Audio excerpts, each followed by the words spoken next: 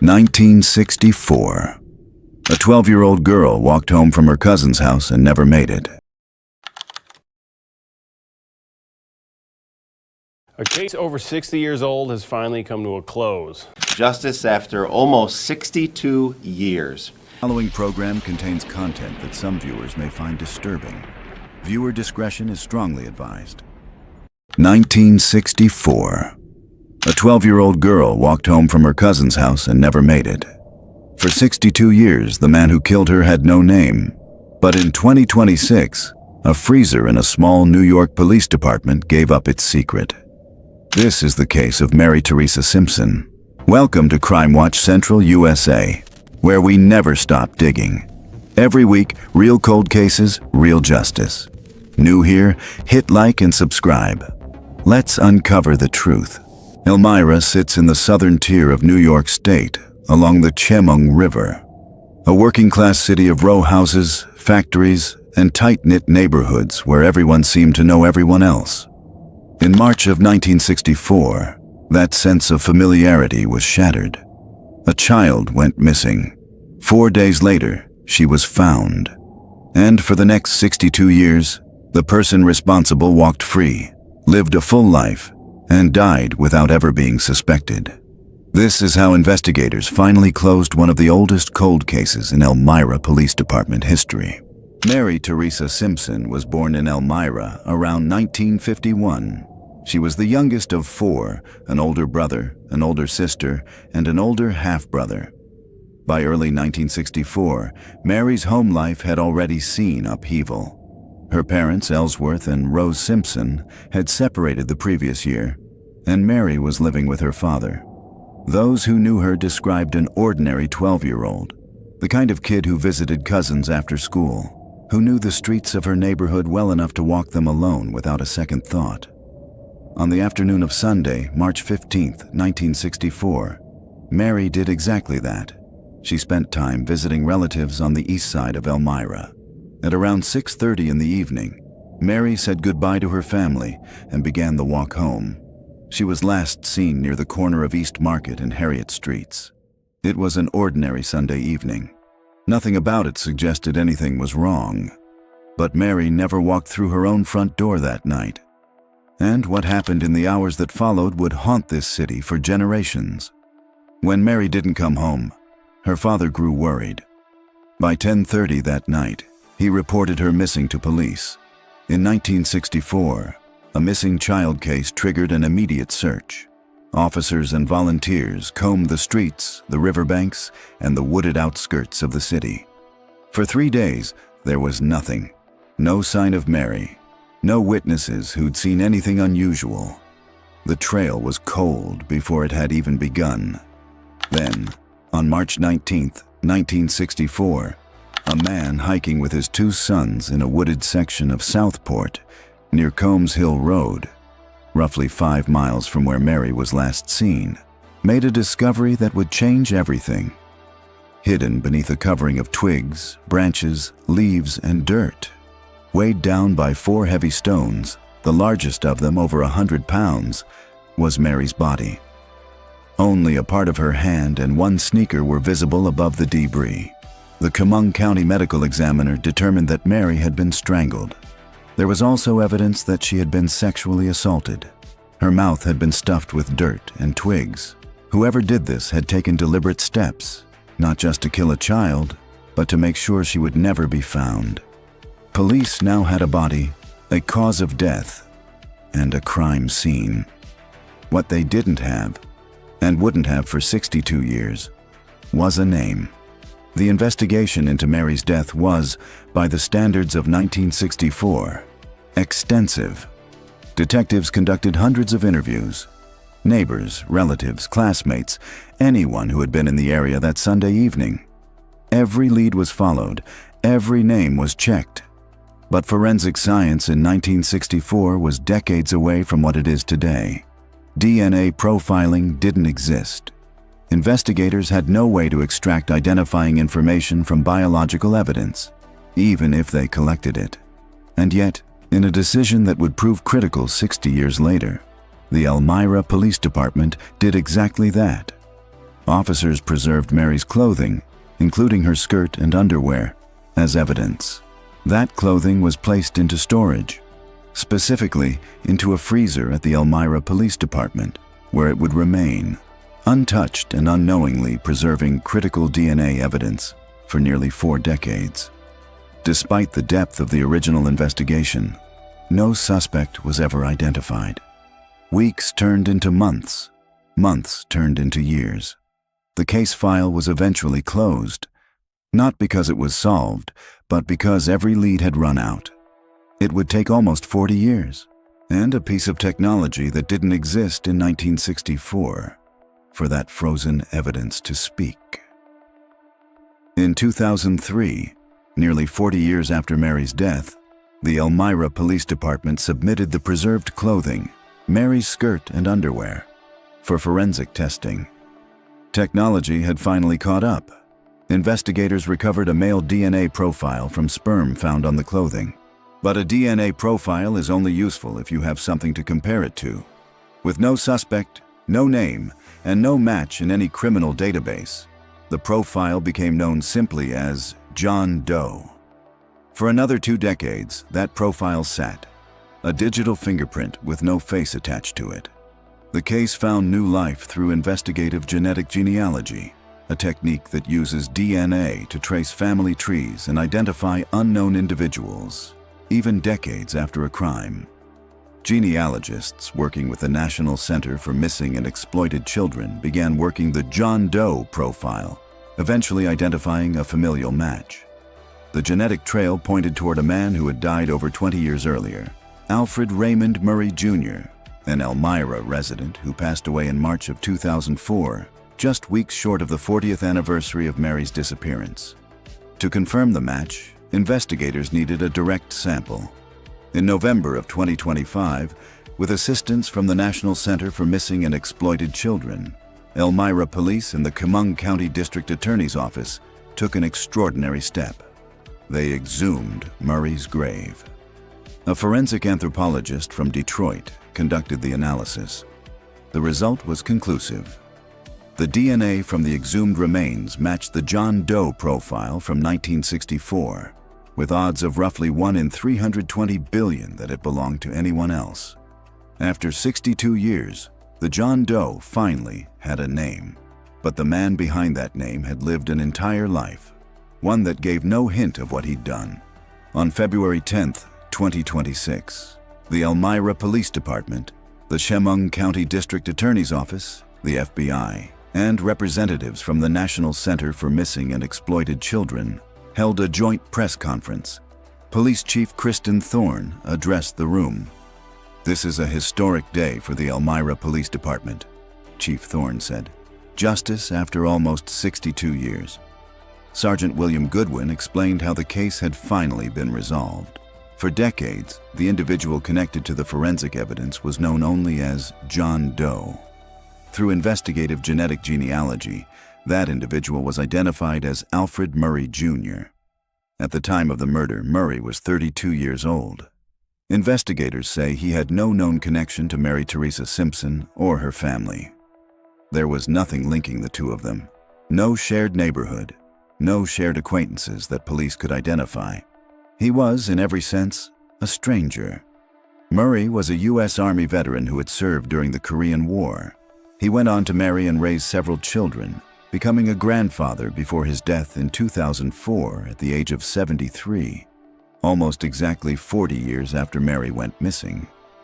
Police Chief Thorne declined to provide further details about any other offenses connected to Murray, citing legal protections, and did not elaborate further.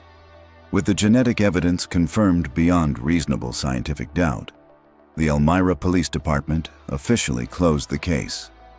Mary Theresa Simpson never got the chance to grow up. She never got to finish school, to have a career, a family of her own. For 62 years, her name was tied to an unsolved file, a statistic in a drawer.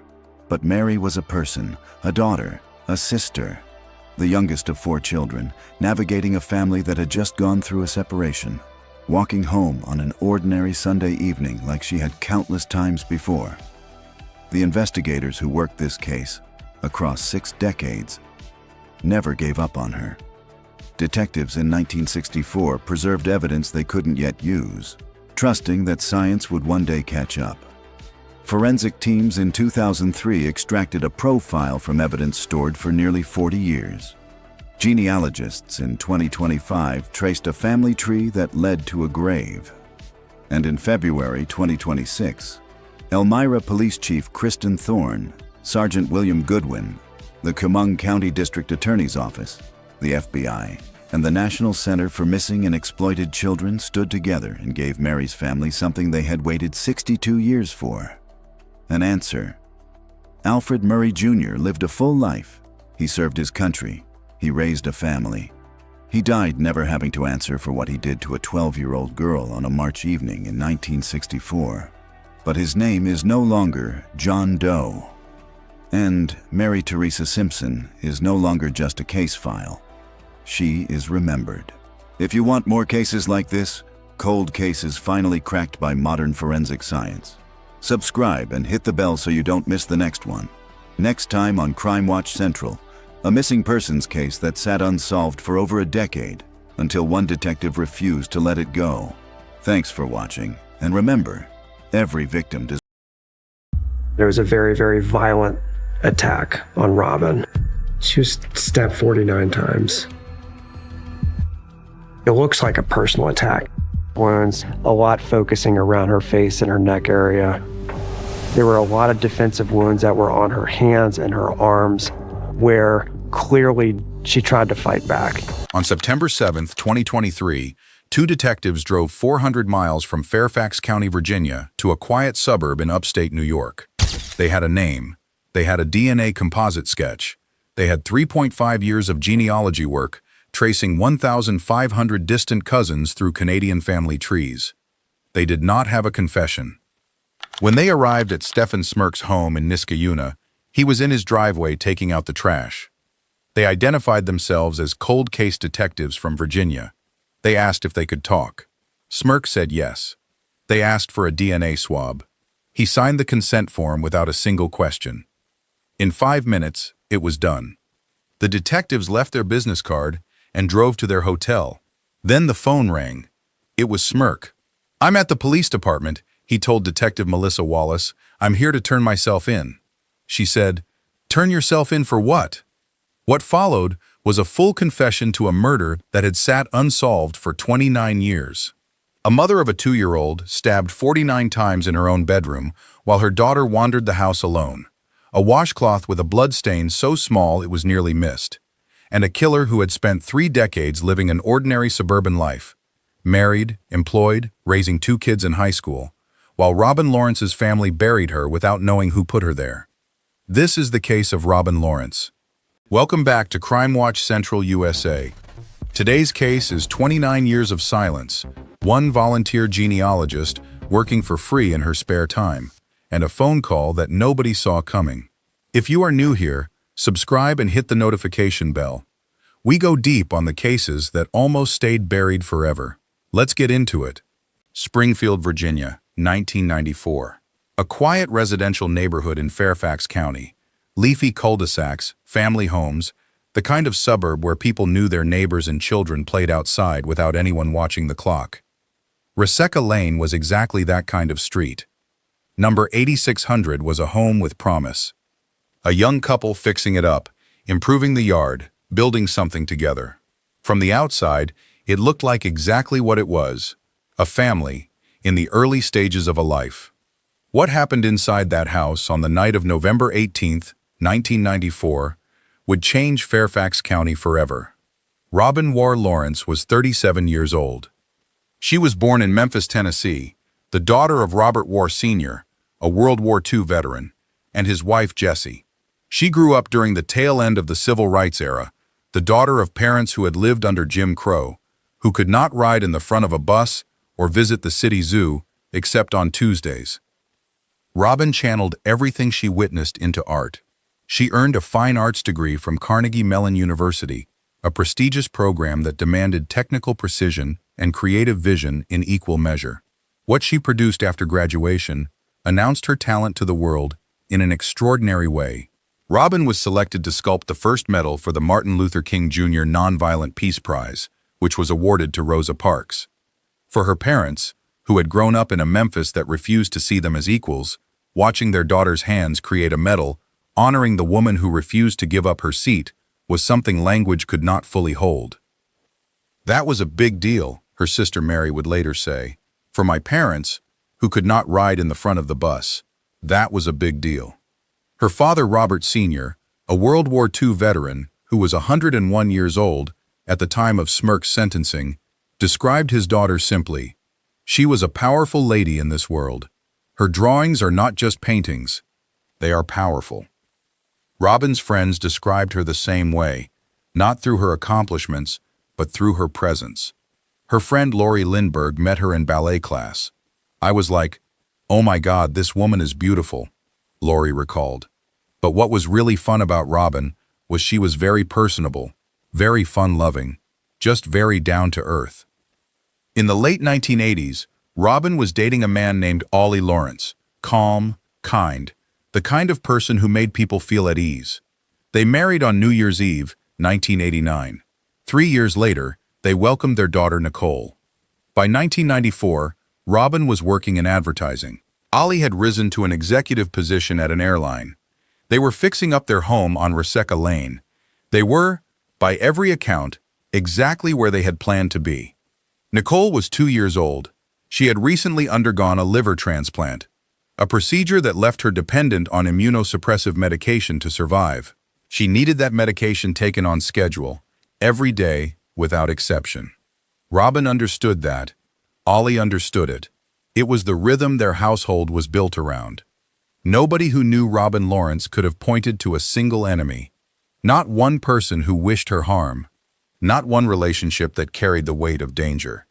Her niece, Lauren Ovens, who was 8 years old when Robin was killed, remembered her simply, "I remember her being angelic." On Friday, November 18, 1994, Ollie Lawrence flew to the Bahamas for a business trip. Robin was home with Nicole.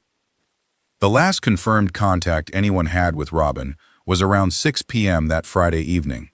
Investigators believe she was killed approximately 3.5 hours later, around 9:30 p.m. At some point that night, someone cut the window screen on the back deck of the house at Reseca Lane. They climbed through. They moved through the house toward the master bedroom. Robin was in her bed. What followed was 49 stab wounds. Defensive wounds on her hands, knife wounds in her back and legs, a severe gaping wound to her neck. The phone cord in the bedroom had been cut. She had fought her way out of the bed and continued fighting. The blood on the walls of the master bedroom told the story of a woman who did not stop until she could not go on. The killer cleaned up in the bathroom, then he left. Nicole was alone in the house. She was 2 years old, immunosuppressive medication running out by the hour, wandering through rooms that no child should have had to move through. At some point, she found tissues near her mother's body and placed them on her wounds, the way a child who had watched adults treat cuts and scrapes understood that blood needed something pressed against it. She brought empty baby bottles to where her mother lay. She was trying to feed her. She was alone in that house for 2 days. By Sunday, November 20th, Ollie had been trying to reach Robin all weekend from the Bahamas. She was not answering. He called his friend Lori Lindbergh and asked if she would go to the house to check on Robin. Lori said yes. There was no answer at the front door. Lori went around to the back. She saw it immediately. The window screen on the back deck had been cut. She had to climb through to get inside. Nicole came down the hall to meet her. Her eyes were just so big, Lori would later recall. Her little face was just, there was no expression on it. Lori moved down the hall. She could see into the master bedroom from the corridor. The walls told her everything she needed to know before she reached the doorway. She called the police. Then she rushed Nicole to the hospital. The little girl did not appear physically injured, but she had been alone for 2 days without her medication, and her health was fragile enough that every hour mattered. Lead crime scene detective Mark Garman was among the first officers on site. He documented what he found methodically, moving from the exterior of the house inward, the cut window screen, the entry point on the back deck, the trail through the house, the master bedroom. I had no idea what the scene looked like until I walked around the corner into the master bedroom, Garman said. There was no ambiguity about what had happened. This was not a burglary interrupted. Nothing had been taken. Not cash, not jewelry, not anything of value visible in the room. This was a targeted, prolonged, deeply personal attack on a woman who was home alone with her toddler. It looks like a personal attack, Garman noted. Every investigator who processed that scene reached the same conclusion. Whoever did this knew the house, or knew Robin, or both. They were wrong about that. But they would not know that for 29 years. Investigators began building a timeline and establishing who had access to Robin and her home. The focus moved quickly to Ollie Lawrence. He had been having an affair with a colleague, a fact investigators uncovered as they dug into the marriage. The timing was noted. His wife was murdered the same weekend he left the country.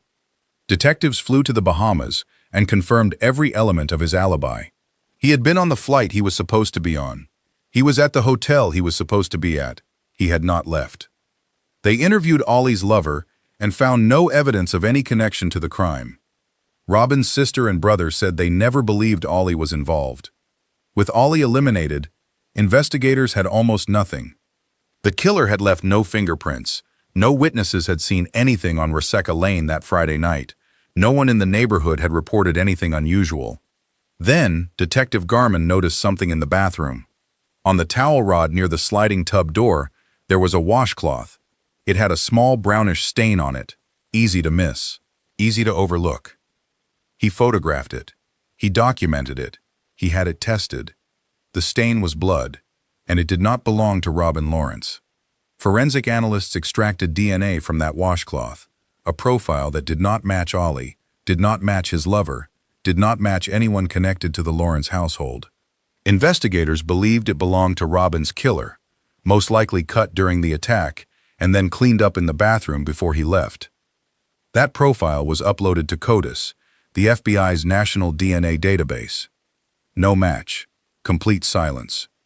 The investigation stalled, and then it went cold. The years passed. Robin's family carried the absence forward, not as a wound that healed, but as one that remained open. Her mother Jessie died without knowing who had killed her daughter. Her father Robert Sr., who had fought in a world war and watched his daughter create art that honored the heroes of the civil rights movement, lived with that unanswered question into his 100s. When my mother died, that was kind of like, well, she went to her grave not knowing what happened to her child. Mary Cowan said, at that point, I said, I have to just kind of let it go. Nicole grew up without a mother. Lauren, her cousin, stayed close to her throughout, but they rarely talked about Robin. I didn't want to make her anxious or make her nervous, Lauren said. It was better left unsaid. Investigators did not let it go. In 2019, Fairfax County Police turned to Parabon Nanolabs, a Virginia-based DNA technology company specializing in genetic genealogy and forensic phenotyping. Ellen Graytack, director of bioinformatics at Parabon, ran the washcloth DNA through GEDNA, two consumer ancestry databases that return results showing people who share DNA with an unknown individual. The results were discouraging. The matches were extremely distant. Fourth cousins, sixth cousins, relationships so far removed that the shared ancestor could have lived generations back. Parabon assessed the case and told investigators the solvability rate was effectively zero. They did not have the time or the money to untangle a family tree that diffuse. That could have been the end. A volunteer with the Fairfax County Police Department named Liz, who asked that her last name not be used, offered to take it on herself. She was an amateur genealogist. It was a hobby. She did it in her spare time, for free, because she believed she could actually help. I just felt I wanted to give something back to the community, she said. What she was handed was approximately 1,500 distant cousins sharing tiny fragments of DNA with the unknown suspect. No first cousins, no second cousins, mostly fourth to sixth. Parabon had assessed this as unsolvable. Liz agreed it was a needle in a haystack. She started anyway. Using the ethnicity breakdown Parabon had established, roughly half Eastern European, 25% Irish, a mixture of English, Italian, and Scandinavian making up the rest. Liz began building family trees from the most promising cousin matches and working backward through generations. It took 3.5 years. I was ready to give up a number of times, she said, but I kept thinking, well, I'll just finish this. Just do this one more thing. In 2023, she found what she was looking for. 2 cousins in the database, not related to each other through any path she could trace, both sharing DNA with the unknown suspect. If she could find the couple where their 2 separate family trees connected, that couple would be the suspect's ancestors. And what I found was this woman on this tree married this man on this tree, she said. That was it. That was the aha moment. He is a descendant of this couple right here. 3.5 years, 1 volunteer, working for free, one more thing at a time. She sent Detective Melissa Wallace an email in August 2023. I think I found someone of interest. Detective Wallace pulled everything available on the name Liz had identified. Computer programmer, Niskayuna, New York, married, 2 kids in high school, nice house in the suburbs, not so much as a speeding ticket on his record. I'm thinking, there's no way this is our guy, Wallace said. Then they found his yearbook photo from 1988, age 16. They held it against the DNA phenotyping composite Parabon had generated. Fair skin, wider jaw, narrower nose, dark blue eyes, light brown hair. It looked very similar to the phenotyping sketch, Detective John Long said. We're like, well, you know, maybe this does make sense. On September 7, 2023, Wallace and Long drove 400 miles to Niskayuna, New York. They arrived at Smirk's address. He was in his driveway, taking the trash to the curb. They identified themselves. They said they were investigating a cold case from the 1990s. They asked if he would talk. He said yes. He invited them inside. What happened next struck both detectives as deeply unusual. When investigators ask someone to provide a DNA swab as part of a murder investigation, the conversation typically takes 45 minutes. People have questions. They want to know what is happening. They want to understand why their DNA is relevant. Smirk had no questions. Not one. There was no surprise. There was no fear. Nothing, said Long, stone-faced. He signed the consent form. He gave the swab. The detectives left their business card and drove to their hotel. They were preparing to return to Virginia when Detective Wallace's phone rang. It was Smirk.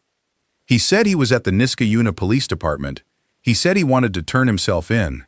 The station was locked, and he was having trouble getting anyone to let him in. I was freaking out, Wallace said. I ran down to his room and I'm banging on his door. I'm like, we gotta go to the police department. He's turning himself in. Detectives reached the Niskayuna Police Department. Local officers had taken Smirk into custody. He was ready to talk. Wallace and Long sat down with him and let him lead. He told them he was 22 years old in November 1994, an active-duty soldier stationed at Fort Myer in Arlington, Virginia. On the night of November 18th, he had been drinking beer. He had been taking ephedrine pills, a stimulant later banned by the FDA, in part because of dangerous psychiatric side effects when combined with other substances. He drove to the West Springfield area because he was familiar with the neighborhood. A friend of his had lived in a house nearby. He told them he was wearing a ski mask and leather gloves. He said he entered the house through the back deck window. He went down the hall to the master bedroom. He told investigators one of the reasons he had enlisted in the Army was because he wanted to kill. When Detective Wallace asked if he had been injured during the attack, the critical question that would connect him to the washcloth, he confirmed he had cut himself. That was why his blood was in Robin's bathroom. That's when I knew, Wallace said. That was the biggest confirmation.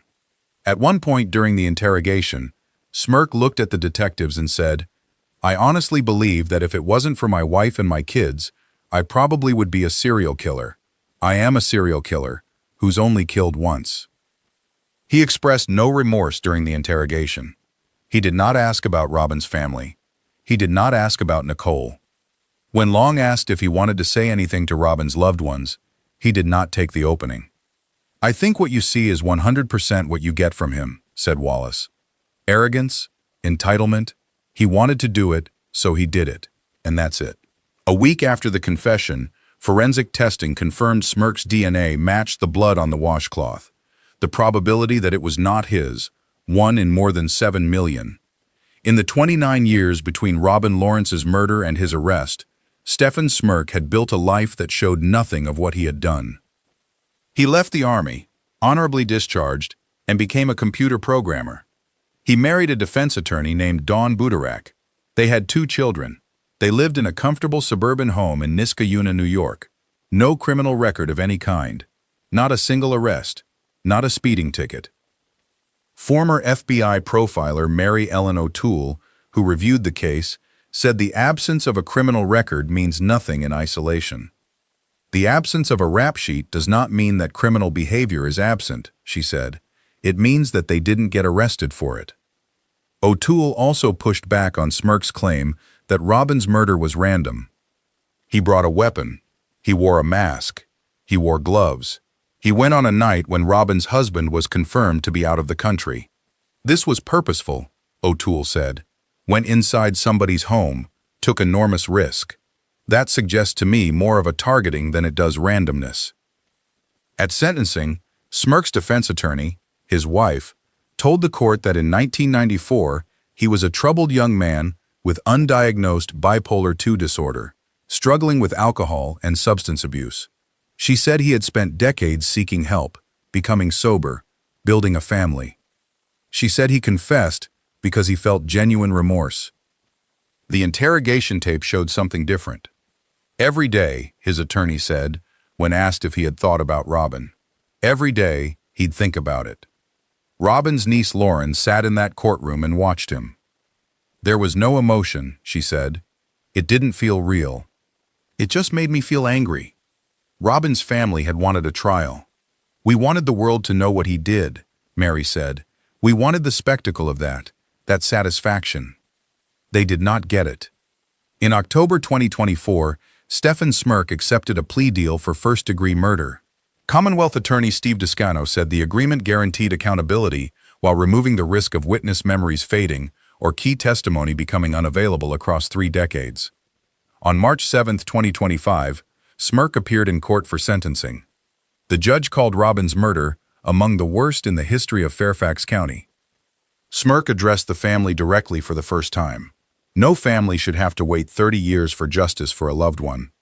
I am extremely sorry for the pain and suffering I have caused. The judge sentenced him to the maximum allowed under the plea, 70 years in prison, with the possibility of parole. Robin's father, Robert Sr., 101 years old, a World War II veteran who had watched his daughter create art that honored Rosa Parks, had lived long enough to hear the answer. Robin's brother, Robert Jr., addressed the court. The impact of this crime has been devastating beyond measure. No family should endure such prolonged suffering. Outside the courthouse, Ollie Lawrence gave a statement. The Warren Lawrence family are grateful that justice has finally been done for the murder of our beloved Robin. Nicole, who had been 2 years old in that house, who had placed tissues on her mother's wounds, who had brought empty baby bottles trying to feed her, stood next to her cousin Lauren as Lauren spoke to reporters. As much as it's a sigh of relief, we still have to live with this, Lauren said, her voice breaking. It just doesn't go away. She looked at Nicole beside her. She's strong. She stood next to me and she held my hand. Oh my God, if her mom could see us. Robin Lawrence was 37 years old. She had sculpted a medal for Rosa Parks. She had a daughter who left tissues beside her trying to stop the bleeding. She had a family that carried the open wound of not knowing for 29 years. A volunteer genealogist worked 1,500 cousins across 3.5 years in her spare time for free. A washcloth in a bathroom almost nobody noticed closed the case. Stephen Smirk sentenced himself the moment he picked up the phone. Before you go, Smirk's own defense attorney said he thought about Robin every single day for 30 years. His interrogation tape showed no remorse. Do you believe him? Or do you think the confession was, as Detective Wallace said, purely about control? Tell us below. If this case stayed with you, hit like and subscribe to Crime Watch Central USA. We cover the cases that time almost buried for good. The next one is already waiting.